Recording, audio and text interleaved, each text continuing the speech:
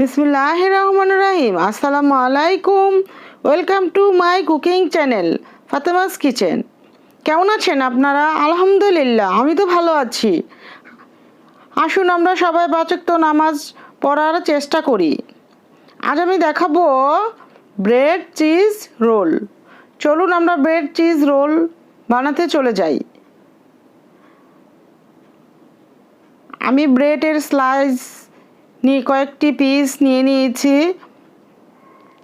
4 side কেটে নিয়েছি চাকু দিয়ে।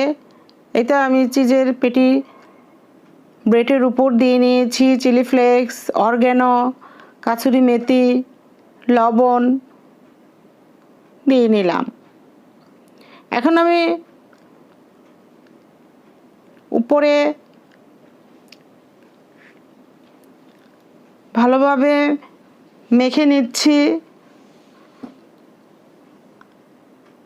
এই তো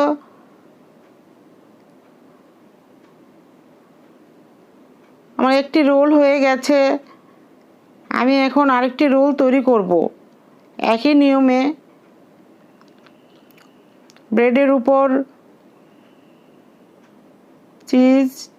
চিজের উপর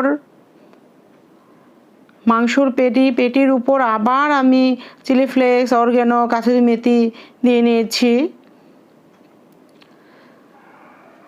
হালকা একটু লবণ দিয়ে নিয়েছি। এই তো আমি এখন ভালোভাবে রোল করে নিচ্ছি। ভালোভাবে রোল করার পর 2 সাইড পানি দিয়ে আটকে দিতে হবে, নইলে ভাজার সময় ছুটে যাবে। এই তো এখন আমি আরেকটি ব্রেড নিয়ে নিয়েছি। এই ব্রেডটির আমি 4 সাইড কেটে নেব না, যেভাবে ব্রেডটি আছে সেভাবেই করে ফেলবো। এই তো চিজের পেটি দিয়ে দিলাম, অরগ্যানো দিয়ে দিলাম, চিলি ফ্লেক্স দেওয়া হয়ে গেল, হালকা একটু লবণ দেওয়া হলো। এই তো আমার আরেকটি রোল হয়ে গেছে। ফ্রাই প্যানে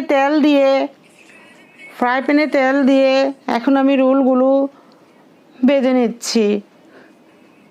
হালকা মিডিয়াম আঁচে ভেজে নিতে হবে, নইলে পুড়ে গেলে ভালো লাগবে না।